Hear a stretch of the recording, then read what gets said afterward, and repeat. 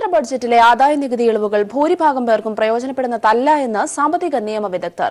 കേന്ദ്രമന്ത്രി പീയൂഷ് ഗോയൽ പാർലമെന്റിൽ അവതരിപ്പിച്ച ബഡ്ജറ്റിൽ നികുതി ഘടനയിൽ ഒരു മാറ്റവും വരുത്തിയിട്ടില്ല എന്നും ഈ രംഗത്തുള്ളവർ ചൂണ്ടിക്കാട്ടുന്നു.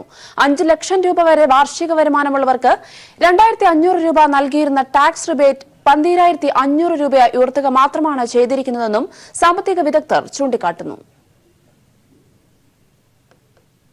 കേന്ദ്ര ബജറ്റിൽ വൻ ആദായ നികുതി ഇളവുകളാണ് പ്രഖ്യാപിച്ചിരിക്കുന്നതെന്ന അവകാശവാദത്തിൽ കഴമ്പില്ലെന്നാണ് സാമ്പത്തിക നിയമ വിദഗ്ധർ ചൂണ്ടിക്കാട്ടുന്നത്.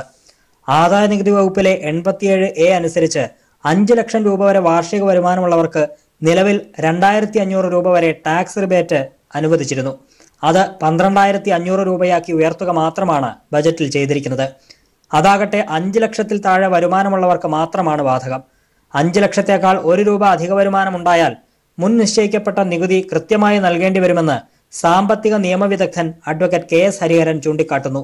4,90,000 രൂപ ഇൻകമായി നിശ്ചയിച്ച ഒരു വ്യക്തി ഒരു പക്ഷേ അദ്ദേഹത്തിന് ഏതെങ്കിലും ബാങ്ക് ഇൻട്രസ്റ്റോ അല്ലെങ്കിൽ വേറെ ഏതെങ്കിലും ഒരു ക്രെഡിറ്റോ ഒരു 12,000 രൂപ അല്ലെങ്കിൽ 10,100 രൂപ എപ്പോഴെങ്കിലും കിട്ടിയെന്ന് വിചാരിക്കുക. അങ്ങനെ 5ന്റെ മുകളിൽ വന്നു കഴിഞ്ഞാൽ എന്ത് സംഭവിക്കും?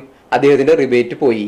മൊത്തം തുകയ്ക്ക് 2.5 ലക്ഷത്തിന് മുകളിൽ വരുന്ന തുകയ്ക്ക് മൊത്തം ടാക്സ് കൊടുക്കേണ്ടി വരുന്നു. നികുതി ഒടുക്കേണ്ടി വരുന്നില്ലെങ്കിലും 2.5 ലക്ഷത്തിലേറെ വരുമാനമുള്ളവർ നേരത്തെ ഉള്ളതുപോലെ റിട്ടേൺ ഫയൽ ചെയ്യണം എന്നതിൽ ഒരു മാറ്റവും ഉണ്ടായിട്ടില്ല. ഇടത്തരക്കാർക്ക് മാത്രം ഇളവുകൾ ആശ്വാസം പകരുമെങ്കിലും 5 ലക്ഷത്തിൽ കൂടുതൽ വരുമാനമുള്ളവർക്ക് മുൻപ് ഏർപ്പെടുത്തിയ നികുതി നിരക്ക് ഇനിയും തുടരേണ്ടി വരും. അതായത് 5 മുതൽ 10 ലക്ഷം രൂപ വരെ വരുമാനമുള്ളവർക്ക് 20%, 10 ലക്ഷത്തിന് മുകളിലുള്ളവർക്ക് 30% എന്ന നികുതി ഘടനയിൽ മാറ്റമില്ലെന്നർത്ഥം. ചുരുക്കത്തിൽ 5 ലക്ഷത്തിൽ താഴെ വരുമാനമുള്ളവർക്ക് 12,500 രൂപയുടെ നികുതി ബാധ്യത ഒഴിവായിരിക്കുന്നു എന്നത് മാത്രമാണ് ബജറ്റിലെ ഏക ഗുണമെന്നും സാമ്പത്തിക വിദഗ്ധർ വ്യക്തമാക്കുന്നു. News bureau, Kochi. സംസ്ഥാന ബജറ്റ് സ്വാഗതാർഹമെന്ന സംസ്ഥാന ചെറുകിട വ്യവസായ അസോസിയേഷൻ. ചെറുകിട വ്യവസായത്തെ നല്ല നിലയിൽ പരിഗണിക്കുന്നതാണ് ബജറ്റ് പ്രഖ്യാപനങ്ങൾ. ഇവ സമയബന്ധിതമായി നടപ്പാക്കാൻ ശ്രമം ഉണ്ടാവണമെന്ന് കേരള ചെറുകിട വ്യവസായ അസോസിയേഷൻ സംസ്ഥാന പ്രസിഡന്റും ഹാപ്പി ഗ്രൂപ്പ് ഓഫ് കമ്പനി MD-യുമായ M. ഖാലിദ് കോഴിക്കോട്ട് പറഞ്ഞു. ധനകാര്യ വകുപ്പ് മന്ത്രി അവതരിപ്പിച്ചിരിക്കുന്ന ബഡ്ജറ്റ് കേരള സംസ്ഥാനത്ത് ചെറുകിട വ്യവസായങ്ങൾക്ക് വൻ വളർച്ചയ്ക്ക് സാധ്യതയുണ്ട് എന്നാണ് കേരള സംസ്ഥാന ചെറുകിട വ്യവസായ അസോസിയേഷൻ വിലയിരുത്തുന്നത്. 1,550 കോടി മുതൽ മുടക്കുള്ള 16,000 MSME യൂണിറ്റുകൾ തുടങ്ങുമെന്നും അതുകൊണ്ട് തന്നെ 55,000 തൊഴിൽ മേഖല 55,000 തൊഴിലാളികൾക്ക് തൊഴിൽ കൊടുക്കുന്ന രീതിയിലുള്ള ഒരു തൊഴിൽ മേഖലക്ക് വളർച്ചയുണ്ടാവുമെന്ന് പ്രഖ്യാപിച്ചിട്ടുണ്ട്. അതേപോലെ തന്നെ ചെറുകിട വ്യവസായത്തിന് പ്രത്യേകമായി 163 കോടി രൂപ ബഡ്ജറ്റിൽ വകയിരുത്തിയിട്ടുണ്ട്. അത് പ്രധാനമായും ചെറുകിട വ്യവസായങ്ങളുള്ള പാർക്കുകളുടെ അടിസ്ഥാന വികസനത്തിന് വേണ്ടിയാണ് ആ പണം വകയിരുത്തിയിരിക്കുന്നതെന്ന് പ്രത്യേകം പറഞ്ഞിട്ടുണ്ട്. 6,700 ഏക്കർ സ്ഥലം വ്യവസായ പാർക്കുകൾക്ക് വേണ്ടി എടുക്കുമെന്ന് ബഡ്ജറ്റിൽ പറഞ്ഞിരിക്കുന്നു. അതിനുവേണ്ടി ഫണ്ട് 15,600 കോടി രൂപ കിഫ്ബിയിൽ നിന്നും നൽകുമെന്നാണ് പറഞ്ഞിരിക്കുന്നത്. കാസർഗോഡ് പീലിക്കോട് ഗ്രാമപഞ്ചായത്തിന്റെ ഊർജ്ജയാനം പദ്ധതി ഇനി കേരളത്തിന്റെയും പദ്ധതി. ഫിലമെന്റ് രഹിത സംസ്ഥാനമാകാൻ വീടുകളിലും സ്ഥാപനങ്ങളിലും LED ബൾബുകൾ നൽകുന്ന പദ്ധതി സംസ്ഥാന ബഡ്ജറ്റിൽ ധനമന്ത്രി ഡോക്ടർ തോമസ് ഐസക് ഉൾപ്പെടുത്തിയിട്ടുണ്ട്. രാജ്യത്തെ ആദ്യ ഫിലമെന്റ് രഹിത ഗ്രാമപഞ്ചായത്താണ് പീലിക്കോട്. ഊർജ്ജ പ്രതിസന്ധിക്ക് പരിഹാരം കാണുന്നതിനും വൈദ്യുത ഉപയോഗം കുറയ്ക്കുന്നതിനും കാസർഗോഡ് ജില്ലയിലെ പിലിക്കോട് ഗ്രാമപഞ്ചായത്ത് നടപ്പാക്കിയ പദ്ധതിയാണ് ഊർജ്ജയാനം.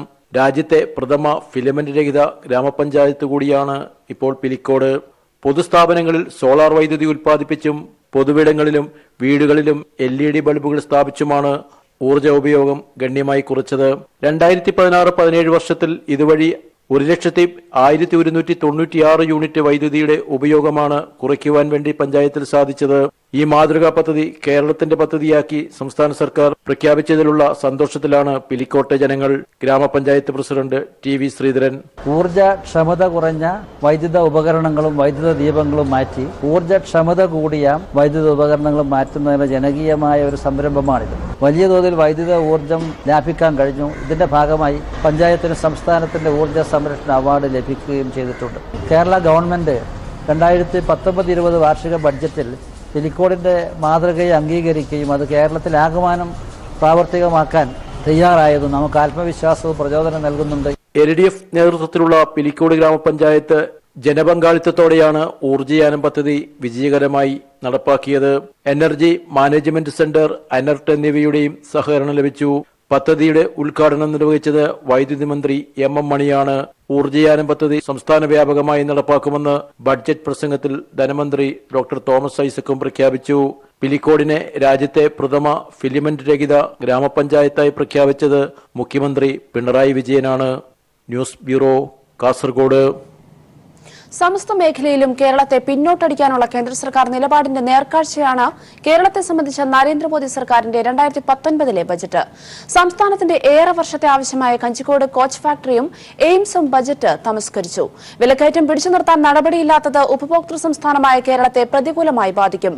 അൽഫോൺസ് കണ്ണന്താനം അടക്കം സർക്കാരിലും BJPയിലും 4 പ്രതിനിധികളുണ്ടായിട്ടും പ്രളയാനന്തര പുനർനിർമ്മാണത്തിന് പ്രത്യേക പാക്കേജ് എന്ന ആവശ്യം ഉൾപ്പെടെയുള്ള എല്ലാം നരേന്ദ്രമോദി സർക്കാർ തള്ളിക്കളഞ്ഞു. പ്രളയത്തിൽ തകർന്നടിഞ്ഞ കേരളത്തോടും മലയാളികളോടും കേന്ദ്ര സർക്കാരിനുള്ള മനോഭാവത്തിന് ഇനിയും മാറ്റമുണ്ടായിട്ടില്ല എന്നതിന്റെ നേർക്കാഴ്ചയായി 2019 പൊതുബഡ്ജറ്റ്. ഒരു മന്ത്രിയടക്കം 4 മലയാളികൾ സർക്കാരിലും BJPയിലും സ്വാധീന ശക്തിയായി ഉണ്ടായിട്ടും കേരളത്തിന് കാര്യമായ ഒന്നും ലഭിച്ചില്ല എന്ന യാഥാർത്ഥ്യമാണ് മലയാളികൾ തിരിച്ചറിയുന്നത്. പ്രഖ്യാപിച്ച വലിയ പദ്ധതികളിൽ ഒന്നും കേരളം ഉൾപ്പെട്ടില്ല. മാത്രമല്ല, വർഷങ്ങളായി കേരളം ഉന്നയിക്കുന്ന എയിംസ് എന്ന ആവശ്യവും മോദി സർക്കാർ നിരാകരിച്ചു. കഞ്ചിക്കോട് കോച്ച് ഫാക്ടറിയെക്കുറിച്ച് ബഡ്ജറ്റ് നിശബ്ദത പാലിച്ചു. പൊതുമേഖലാ സ്ഥാപനമായ FACTക്കും IREക്കും ഒരു തുക പോലും ബഡ്ജറ്റിൽ മാറ്റിവെച്ചില്ല. നികുതി ഇനത്തിൽ വലിയ നഷ്ടമാണ് സംസ്ഥാനം ഇനി നേരിടാൻ പോകുന്നത്. 26,639 കോടിയുടെ കുറവിന് പുറമെ 38,205 കോടി GST കോമ്പൻസേഷൻ കുറവ് വരുത്തുകയും ചെയ്തു. പ്രളയാനന്തര പുനർനിർമ്മാണത്തിനായി കേരളം ആവശ്യപ്പെട്ട പ്രത്യേക പാക്കേജ് എന്ന ആവശ്യം കേന്ദ്രം നിർദാക്ഷിണ്യം തള്ളിക്കളഞ്ഞു. സാധാരണക്കാരന് തൊഴിൽ ലഭ്യമാക്കാൻ രൂപീകരിച്ച ഗ്രാമീണ തൊഴിലുറപ്പ് പദ്ധതിയിൽ 100 തൊഴിൽ ദിനങ്ങളും ഉറപ്പുവരുത്താൻ ഈ ബഡ്ജറ്റിനായില്ല. ഉപഭോക്തൃ സംസ്ഥാനമായ കേരളത്തെ സംബന്ധിച്ച് വിലക്കയറ്റത്തിന് കടിഞ്ഞാണിടാനുള്ള നടപടികൾ ബഡ്ജറ്റിൽ ഇല്ല എന്നതും സാധാരണ ജനങ്ങളെ വലിയ തോതിൽ ബാധിക്കുക തന്നെ ചെയ്യും. പെട്രോളിന്റെയും ഡീസലിന്റെയും വില നിയന്ത്രിക്കാൻ നടപടിയില്ലാത്തതും സാധാരണക്കാരന്റെ കുടുംബ ബഡ്ജറ്റ് അവതാളത്തിലാക്കും. ഇതിനു പുറമെ പാചകവാതത്തിന്റെ തീവില നിയന്ത്രിക്കാനും ബഡ്ജറ്റ് തയ്യാറായില്ല. പൊതുവിൽ നരേന്ദ്രമോദി സർക്കാരിന്റെ ബഡ്ജറ്റ് സംസ്ഥാനത്തെ സംബന്ധിച്ച് ഒന്നും ലഭിച്ചില്ല എന്നതിലുപരി ഉണ്ടായിരുന്നതുകൂടി ഇല്ലാതാക്കി എന്നതാണ് യാഥാർത്ഥ്യം. News bureau, Thiruvananthapuram. പോലീസിൽ വൻ അഴിച്ചുപണി. 63 ഡിവൈഎസ്പിമാർക്കും 11 ASPമാർക്കും സ്ഥലം മാറ്റം. സർക്കിൾ ഇൻസ്പെക്ടർമാർക്ക് സ്ഥാനക്കയറ്റത്തോടെ പുനർനിയമനം. 11 ഡിവൈഎസ്പിമാരെ CIമാരായി തരം താഴ്ത്തി പുനർനിയമിച്ചു. തെരഞ്ഞെടുപ്പിനോടനുബന്ധിച്ചാണ് മാറ്റം. CPIM സംസ്ഥാന കമ്മിറ്റി യോഗം ഇന്ന് തിരുവനന്തപുരത്ത് ചേരും. ഫെബ്രുവരി 14-ന് LDFന്റെ നേതൃത്വത്തിൽ ആരംഭിക്കുന്ന കേരള സംരക്ഷണ യാത്രയെ സംബന്ധിച്ച യോഗം ചർച്ച ചെയ്യും. ലോക്സഭാ തെരഞ്ഞെടുപ്പ് സംബന്ധിച്ച പ്രാഥമികമായ ചർച്ചകളും ഇന്നത്തെ യോഗത്തിൽ ഉണ്ടാകും.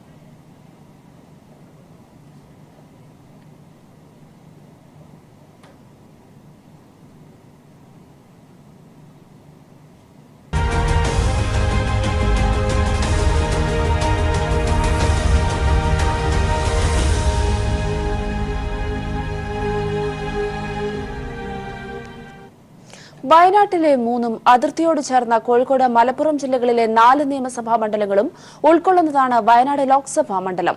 മണ്ഡല രൂപീകരണത്തിനു ശേഷം 2 തവണയും UDFനാണ് വിജയം. 2014-ൽ UDF ഭൂരിപക്ഷം കുത്തനെ ഇടിഞ്ഞു. കഴിഞ്ഞ നിയമസഭാ തെരഞ്ഞെടുപ്പിൽ ലോക്സഭാ മണ്ഡലത്തിന് കീഴിലെ 3 മണ്ഡലത്തിൽ മാത്രമാണ് UDFന് വിജയിക്കാൻ സാധിച്ചത്. മാറിയ രാഷ്ട്രീയ സാഹചര്യങ്ങൾ LDFന് വിജയപ്രതീക്ഷ നൽകുന്ന മണ്ഡലങ്ങളിലൊന്നായി വയനാടിനെ മാറ്റിയിട്ടുണ്ട്. 2009 നടന്ന ലോക്സഭാ തെരഞ്ഞെടുപ്പിൽ UDF-നെ ഏറ്റവും കൂടുതൽ ഭൂരിപക്ഷത്തിന് വിജയിപ്പിച്ച മണ്ഡലമാണ് വയനാട്. UDF സ്ഥാനാർത്ഥി MA ഷനവാസ് 1,53,439 വോട്ടിന്റെ വൻ ഭൂരിപക്ഷം നേടി വിജയിച്ചു. എന്നാൽ 2014-ലാവട്ടെ 20,870 വോട്ടിന്റെ ഭൂരിപക്ഷം മാത്രമാണ് നേടാനായത്. CPI-യിലെ സത്യൻ മൊഗേരിയായിരുന്നു എതിർ സ്ഥാനാർത്ഥി. കഴിഞ്ഞ നിയമസഭാ തെരഞ്ഞെടുപ്പിൽ ആകെയുള്ള 7 നിയമസഭാ മണ്ഡലങ്ങളിൽ 4-ലും LDF-നായിരുന്നു വിജയം. വീരേന്ദ്രകുമാർ ഇടതുപാളയത്തിലേക്ക് തിരിച്ചെത്തിയതും LDF-ന് പ്രതീക്ഷ നൽകുന്നു. ഇത്തരത്തിൽ രാഷ്ട്രീയ സാഹചര്യം ആകെ മാറി. വയനാട് LDF-ന് പിടിച്ചെടുക്കാനാവുന്ന മണ്ഡലങ്ങളിൽ ഒന്നാണെന്ന നിലയിലേക്കെത്തി കാര്യങ്ങൾ. ഷാനവാസ് ഫസ്റ്റ് സമയത്ത് മത്സരിച്ച ഭൂരിപക്ഷം പിന്നീട് വളരെ കുറവായിട്ടുണ്ട്. നിയമസഭാ തെരഞ്ഞെടുപ്പിൽ LDF-ന് മുന്നേറാൻ സാധിച്ചിട്ടുണ്ട്. തിരിച്ചുപിടിക്കാൻ കഴിവുണ്ട് LDF-ന് ഇപ്പോൾ ഈ സാഹചര്യത്തിൽ എന്നാണ് ഇപ്പോൾ മൊത്തത്തിൽ തോന്നുന്നൊരു അഭിപ്രായം. നിലവിലെ സാഹചര്യത്തിൽ മണ്ഡലത്തിൽ CPI സ്ഥാനാർത്ഥി തന്നെ LDF-ൽ നിന്ന് മത്സരിക്കാനാണ് സാധ്യത. വിജയസാധ്യത പ്രതീക്ഷിച്ച് UDF-ലെ പല നേതാക്കളും വയനാട് സീറ്റിൽ കണ്ണുവച്ചിട്ടുണ്ട്. നിലവിൽ T Siddique, VV Prakash, MM Hasan, Shanimol Usman എന്നിവരുടെ പേരുകളാണ് ഉയർന്നു കേൾക്കുന്നത്. എന്നാൽ ആ വിശ്വാസത്തിൽ വാസ്തവമില്ലെന്നാണ് കാര്യങ്ങളും കണക്കുകളും സൂചിപ്പിക്കുന്നത്. കഴിഞ്ഞ ലോക്സഭാ തെരഞ്ഞെടുപ്പിൽ MA ഷാനവാസിന്റെ ഭൂരിപക്ഷം കുറഞ്ഞതും നിയമസഭാ തെരഞ്ഞെടുപ്പിലെ LDF മുന്നേറ്റവുമെല്ലാം ചിത്രം വ്യത്യസ്തമാക്കുന്നു. അതുകൊണ്ട് തന്നെ ലോക്സഭാ തെരഞ്ഞെടുപ്പിൽ സ്ഥാനാർത്ഥി നിർണയം മുതൽ എല്ലാം നിർണായകമായേക്കാവുന്ന കടുത്ത മത്സരം തന്നെയാണ് വയനാട്ടിൽ നടക്കുക. കഴിഞ്ഞ തെരഞ്ഞെടുപ്പിൽ UDF-ന്റെ ഭൂരിപക്ഷം കുറയ്ക്കാൻ സാധിച്ച ആത്മവിശ്വാസത്തിലും ശക്തമായ സ്ഥാനാർത്ഥി നിർണയത്തിലൂടെയും വിജയം തന്നെ ലക്ഷ്യമാക്കിയാണ് LDF മത്സരത്തിനിറങ്ങുന്നത്. നിലവിൽ 13,06,141 വോട്ടർമാരാണ് മണ്ഡലത്തിലുള്ളത്. അനൂപ് കയാർ, വയനാട്. ആറ്റുകാൽ പൊങ്കാല ഒരുക്കങ്ങൾ 10 ദിവസത്തിനകം പൂർത്തീകരിക്കണമെന്ന മന്ത്രി കടകംപള്ളി സുരേന്ദ്രൻ പൊങ്കാല ഉത്സവം പൂർണ്ണമായും പ്ലാസ്റ്റിക് വിമുക്തമാക്കുന്നതിനും നിർദ്ദേശം നൽകി. പൊങ്കാല മഹോത്സവത്തിന് മുന്നോടിയായി വിവിധ വകുപ്പുകളുടെ മുന്നൊരുക്കങ്ങളും മന്ത്രി വിലയിരുത്തി. ഈ മാസം 20-നാണ് പൊങ്കാല. ആറ്റുകാൽ പൊങ്കാല മഹോത്സവത്തിന് മുന്നോടിയായി വിവിധ വകുപ്പുകൾ നടത്തേണ്ട മുന്നൊരുക്കങ്ങൾ 10 ദിവസത്തിനകം പൂർത്തീകരിക്കാനാണ് ദേവസ്വം മന്ത്രി കടകംപള്ളി സുരേന്ദ്രൻ നിർദ്ദേശം നൽകിയത്. ഉത്സവ മേഖലയായ 31 വാർഡുകളിൽ റോഡുകളുടെ അറ്റകുറ്റപ്പണികളും നിർമ്മാണ പ്രവർത്തനങ്ങളും യുദ്ധകാലാടിസ്ഥാനത്തിൽ പൂർത്തീകരിക്കാനും സീവേജ് ശുചീകരണം നടത്താനും അവലോകന യോഗത്തിൽ തീരുമാനിച്ചു. പൊങ്കാല ഉത്സവം പൂർണ്ണമായും പ്ലാസ്റ്റിക് വിമുക്തമാക്കുന്നതിനും മന്ത്രി നിർദ്ദേശം നൽകി. ഗ്രീൻ പ്രോട്ടോകോൾ കർശനമായിട്ട് പാലിക്കും. അന്നദാനം, കുടിവെള്ള വിതരണം ഈ 2 സ്ഥലങ്ങളിലും ഗ്രീൻ പ്രോട്ടോകോൾ പാലിച്ചുകൊണ്ടായിരിക്കും കാര്യങ്ങൾ നിർവഹിക്കുക എന്നുള്ളതിനെ സംബന്ധിച്ചിടത്തോളമുള്ള കർശനമായിട്ടുള്ള ഉപാധികൾ നമുക്ക് മുന്നോട്ട് വെച്ച് പോകാനായിട്ട് സാധിക്കണം. അപ്പോൾ നമുക്ക് ഹെൽത്ത് വിഭാഗത്തെയും ശുചിത്വ മിഷനെയും നമുക്ക് അതിനുവേണ്ടി ചുമതലപ്പെടുത്താം. 3500 പോലീസുകാരെ പൊങ്കാല ദിനത്തിലെ സുരക്ഷയ്ക്കായി നിയോഗിക്കും. 2000 വനിതാ പോലീസുകാരാണ് ക്ഷേത്രത്തിലെയും പരിസരത്തെയും സുരക്ഷാ ചുമതല നിർവഹിക്കുക. CCTV ക്യാമറകൾക്ക് പുറമെ ഡ്രോണിൽ ഘടിപ്പിച്ച ക്യാമറകൾ വഴിയും നിരീക്ഷണം നടത്തും. പൊങ്കാല കഴിഞ്ഞാൽ ഉടൻ തന്നെ ശുചീകരണ പ്രവർത്തനങ്ങൾ നടത്താൻ 2250 ജീവനക്കാരെ നിയോഗിക്കുമെന്ന് മേയർ VK പ്രശാന്ത് യോഗത്തിൽ വ്യക്തമാക്കി. അടിയന്തര വൈദ്യസഹായം ലഭ്യമാക്കുന്നതിന് മെഡിക്കൽ ടീമിനെയും നിയോഗിക്കും. ഉത്സവ ദിവസങ്ങളിൽ KSRTC ചെയിൻ സർവീസും നടത്തും. പ്രത്യേക ട്രെയിൻ സർവീസുകളും കൂടുതൽ സ്റ്റോപ്പുകളും ആറ്റുകാൽ പൊങ്കാല ദിനം ഉണ്ടാകും. News bureau, Thiruvananthapuram. മെഗാസ്റ്റാർ മമ്മൂട്ടിയുടെ പുതിയ ചിത്രമായ പേരൻപിന് വ്യത്യസ്തമായ വരവേൽപ്പ് നൽകി മമ്മൂട്ടി ഫാൻസ് ആലപ്പുഴ. ബുദ്ധിവൈകല്യം സംഭവിച്ച വികലാംഗയായ കുട്ടിയുടെ കഥ പറയുന്ന വ്യത്യസ്തമായ ചിത്രത്തിൽ സമാനമായ കുട്ടികളെ ആദ്യ ഷോയ്ക്ക് സൗജന്യമായി എത്തിച്ചുകൊണ്ടാണ് ആലപ്പുഴ ഫാൻസ് മാതൃക കാട്ടിയത്. ശാരീരിക വൈകല്യങ്ങളുള്ള കുരുന്നുകൾ സമൂഹത്തിൽ അനുഭവിക്കുന്ന ബുദ്ധിമുട്ടുകളും അത് പരിഹരിക്കാൻ രക്ഷിതാക്കൾ കാട്ടുന്ന വിഷമതകളും നിറഞ്ഞതാണ് മമ്മൂട്ടിയുടെ പുതിയ ചിത്രമായ പേരൻപ്. അതുകൊണ്ട് തന്നെ ഈ ചിത്രം ആദ്യം കാണേണ്ടത് ഇത്തരം ബുദ്ധിമുട്ടുകൾ അനുഭവിക്കുന്ന കുരുന്നുകൾ തന്നെയാണെന്ന മമ്മൂട്ടി ഫാൻസിന്റെ തിരിച്ചറിവാണ് സാധാരണ ഫാൻസുകാർ കാട്ടുന്ന പാലഭിഷേകവും മറ്റും മാറ്റിവെച്ചുകൊണ്ട് ഇത്തരം കുരുന്നുകളെ ചിത്രം കാട്ടാൻ അവസരം നൽകിയത്. തങ്ങളുടെ കഥ പറയുന്ന ചിത്രം കണ്ട് പുറത്തിറങ്ങിയ കുട്ടികളും ഒപ്പം അമ്മയെപ്പോലെ കൂടെ നിന്ന് സ്നേഹം തരുന്ന സിസ്റ്റർ ലിൻഡയും ചിത്രം ആദ്യ ദിനം കാണാൻ പറ്റിയതിന്റെ സന്തോഷം മറച്ചുവെക്കുന്നില്ല. നമുക്ക് ഞങ്ങളുടെ വീട്ടിൽ, ഞങ്ങളുടെ സ്കൂളിൽ, സാന്ത്വന സ്കൂളിൽ, ആലപ്പുഴ സാന്ത്വന സ്കൂളിൽ വരണമെന്ന് ഒത്തിരി ആഗ്രഹം. കാരണം എൻ്റെ ഹൃദയത്തിലുള്ളൊരു സ്വപ്നമാണ് എൻ്റെ മക്കളെ കുറിച്ച്. അത് ഒരു ഫിലിമിലൂടെ മമ്മൂക്ക അവതരിപ്പിച്ച ഒത്തിരി നന്ദി, മമ്മൂക്കയ്ക്ക് ഹൃദയം നിറഞ്ഞ നന്ദി. ആദ്യ ഷോയ്ക്ക് തന്നെ ഫാൻസുകാരും റൈബാൻ സിനി ഹൗസും ചേർന്നാണ് കുരുന്നുകളെ തിയേറ്ററിൽ എത്തിച്ചത്. നടക്കാൻ ബുദ്ധിമുട്ടുള്ളവരെ തിയേറ്റർ ജീവനക്കാർ തന്നെ എടുത്തുകൊണ്ടാണ് തിയേറ്ററിനുള്ളിൽ കൊണ്ടുവന്നത്. ഫാൻസുകാരുടെ വാദ്യമേളങ്ങൾക്ക് ചുവട് വെച്ചുകൊണ്ടാണ് തങ്ങളോട് കാട്ടിയ സ്നേഹത്തിന് ദൈവത്തിന്റെ സ്വന്തം മക്കൾ നന്ദി അറിയിച്ചത്. Shahjahan, news bureau, Alappuzha. Indian വസ്ത്രവിപണിയിലെ മുൻനിര ബ്രാൻഡായ നോർത്ത് റിപ്പബ്ലിക് പുതിയൊരു ബ്രാൻഡ് കൂടി കേരള വിപണിക്ക് പരിചയപ്പെടുത്തുന്നു. ഫ്രെറ്റിനി എന്ന ബ്രാൻഡിൽ കമ്പനിയുടെ പ്രീമിയം പ്രോഡക്റ്റായാണ് പുതിയ ബ്രാൻഡിന് വിപണിക്ക് പരിചയപ്പെടുത്തുന്നത്. അന്താരാഷ്ട്ര നിലവാരമുള്ള ഇറ്റാലിയൻ ഗീസയാൻ ഫാബ്രിക് ഫ്രെറ്റിനിയുടെ ബ്രാൻഡിലും ഉപയോഗിച്ചിട്ടുണ്ട്. നോർത്ത് റിപ്പബ്ലിക്കിന്റെ അംബാസിഡറായ നടൻ ടോവിനോ തോമസ് ആണ് ഫ്രെറ്റിനിയുടെയും ബ്രാൻഡ് അംബാസിഡർ.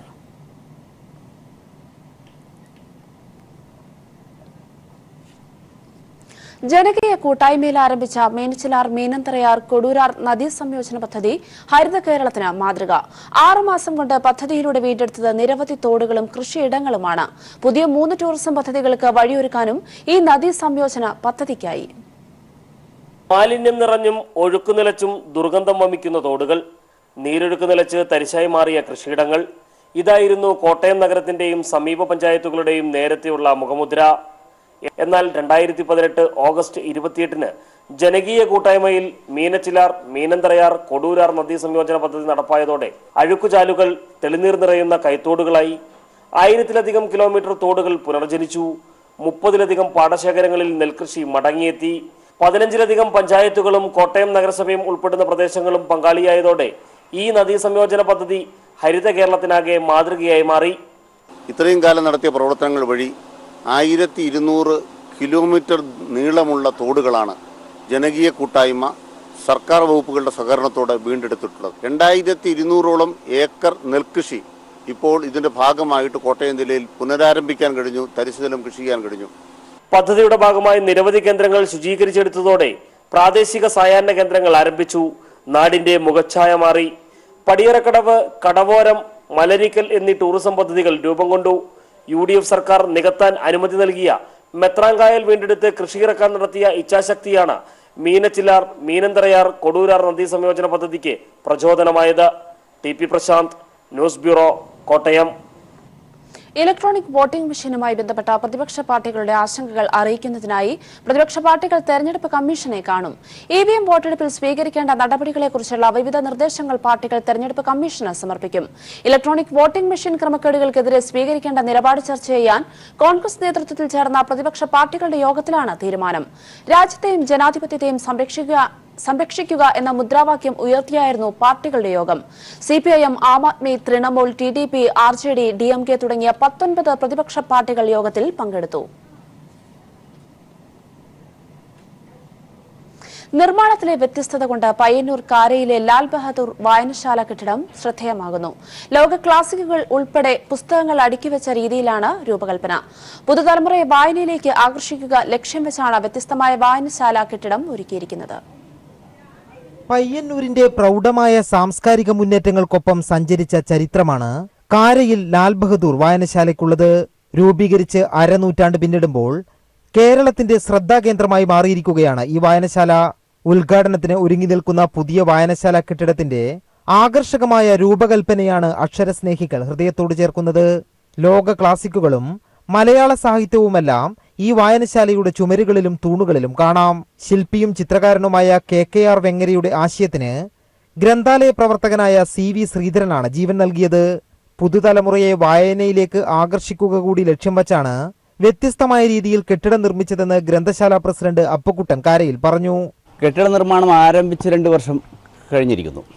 പുതിയ തലമുറയെ വായനയിലേക്ക് നയിക്കാൻ ഞങ്ങളുടെ ഒരു ശ്രമമാണ് ഇതിൽ കൂടി ഞങ്ങൾ നടത്താൻ വേണ്ടി പോകുന്നത്.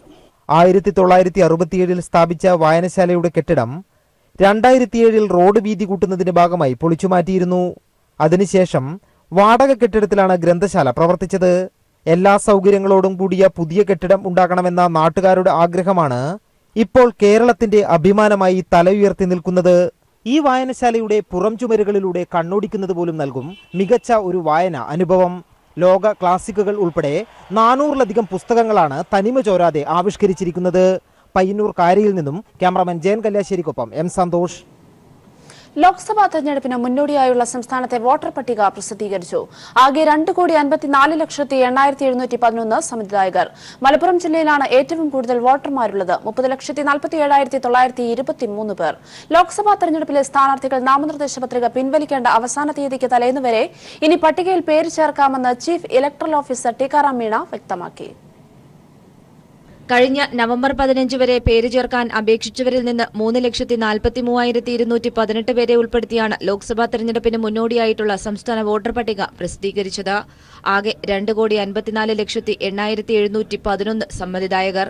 ഇതിൽ 1,31,11,189 സ്ത്രീ വോട്ടർമാരും 1,22,97,403 പുരുഷന്മാരും ഉൾപ്പെടുന്നു. ലോക്സഭാ തെരഞ്ഞെടുപ്പിലെ സ്ഥാനാർത്ഥികൾ നാമനിർദ്ദേശ പത്രിക പിൻവലിക്കേണ്ട അവസാന തീയതിക്ക് തലേന്ന് വരെ വോട്ടർ പട്ടികയിൽ ഇനിയും പേര് ചേർക്കാമെന്നും chief electoral officer Tikaram Meena വ്യക്തമാക്കി. പേര് ഇല്ലെങ്കിൽ അപ്ലൈ ചെയ്യാം. ഈ ഫൈനൽ ലിസ്റ്റ് പബ്ലിഷ് കഴിച്ചു. അതിൻ്റെ താല്പര്യം, അതിൻ്റെ അർത്ഥം ഇത് ഈ പരിപാടി ഇപ്പോൾ നിർത്തിവെച്ചു എന്നില്ല. This process of registration of eligible voters shall continue till the last date of withdrawal of the nominations. Malappuram ജില്ലയിലാണ് ഏറ്റവും കൂടുതൽ വോട്ടർമാരുള്ളത്. 30,47,923 പേർ. NRI വോട്ടർമാരുടെ എണ്ണത്തിലും ഗണ്യമായ വർധനവുണ്ട്. കഴിഞ്ഞ തവണ 23,910 വോട്ടർമാരായിരുന്നത് ഇത്തവണ 66,584 പേരായിട്ടാണ് ഉയർന്നത്. കോഴിക്കോട് ജില്ലയിലാണ് കൂടുതൽ പ്രവാസി വോട്ടർമാരുള്ളത്. 22,241 പേർ. ആദ്യമായി സമ്മതിദാനാവകാശം നേടിയവർ 2,61,780 പേരാണ്. മലപ്പുറം ജില്ലയിലാണ് കന്നി വോട്ടർമാർ കൂടുതലുള്ളത്. 46,700 പേർ. 119 ട്രാൻസ്ജെൻഡർ വിഭാഗത്തിലുള്ളവരും സമ്മതിദാനാവകാശം നേടി. കഴിഞ്ഞ തവണ 18 പേർ മാത്രമായിരുന്നു ഇവരിൽ വോട്ടവകാശമുണ്ടായിരുന്നവർ. മരണപ്പെട്ടവർ, ഇരട്ടിപ്പിക്കൽ, ഡ്യൂപ്ലിക്കേറ്റ് എന്നിവയുൾപ്പെടെ 1,15,000 പേരെ വോട്ടർ പട്ടികയിൽ നിന്നും ഒഴിവാക്കിയിട്ടുണ്ട്. സംസ്ഥാനത്ത് 24,970 പോളിംഗ് ബൂത്തുകളാണ് ഇത്തവണ ലോക്സഭാ തെരഞ്ഞെടുപ്പിന് ഉണ്ടാകുക. പുതിയ പ്രശ്നബാധിത ബൂത്തുകളുടെ എണ്ണം പോലീസ് ശേഖരിക്കുകയാണെന്നും ചീഫ് ഇലക്ടറൽ ഓഫീസർ വ്യക്തമാക്കി. News bureau, Thiruvananthapuram. പ്രമുഖ ഓട്ടോമൊബൈൽ കമ്പനിയായ കിയ മോട്ടോഴ്സ് കൊച്ചിയിൽ നടത്തിയ ഡിസൈനർ യാത്രയിൽ പുതിയ 2 മോഡൽ കാറുകൾ പ്രദർശിപ്പിച്ചു. നിറോ, കാർണിവൽ എന്നിങ്ങനെ പുതിയ 2 മോഡലുകളാണ് കമ്പനി അധികൃതർ കേരളത്തിൽ പരിചയപ്പെടുത്തിയത്. കിയ മോട്ടോഴ്സ് ഇന്ത്യ എക്സിക്യൂട്ടീവ് ഡയറക്ടറും സിഇഒയുമായ YS കിം ചടങ്ങ് ഉദ്ഘാടനം ചെയ്തു. ഈ വർഷം ലോകോത്തര ഗുണമേന്മയും പ്രവർത്തനക്ഷമതയുമുള്ള SP2i ഇന്ത്യയിൽ അവതരിപ്പിക്കുമെന്ന് അദ്ദേഹം പറഞ്ഞു. മോഡലുകൾ വിപുലീകരിക്കാൻ ഓരോ 6 മാസത്തിലും പുതിയ കാറുകൾ അവതരിപ്പിക്കുമെന്നും അദ്ദേഹം അറിയിച്ചു. MAM ബാബു മൂപ്പൻ, ഷാഹുൽ ഹമീദ്, നെയ്ം ഷാഹുൽ തുടങ്ങിയവർ ചടങ്ങിൽ പങ്കെടുത്തു.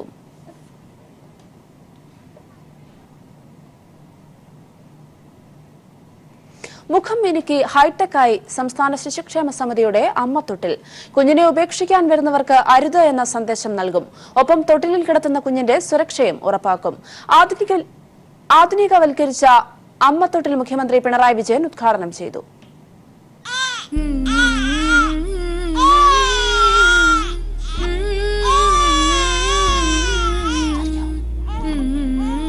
കയ്യിൽ കുഞ്ഞുണ്ടെന്ന് ബോധ്യപ്പെട്ടാൽ മാത്രമേ സെൻസർ ഘടിപ്പിച്ച ആദ്യ വാതിൽ തുറക്കൂ. തുടർന്ന് അരുമക്കുഞ്ഞിനെ ഉപേക്ഷിക്കാൻ വരുന്നവരോട് അരുത് എന്ന സന്ദേശം കേൾപ്പിക്കും. പിന്മാറിയില്ലെങ്കിൽ മാത്രം രണ്ടാമത്തെ വാതിൽ തുറക്കും. കുഞ്ഞിനെ തൊട്ടിലിൽ കിടത്താം. പിന്നെ ഒരു നോക്കുപോലും കാണാനാകാത്ത വിധം ആ വാതിലുകൾ അവർക്ക് മുന്നിലടയും.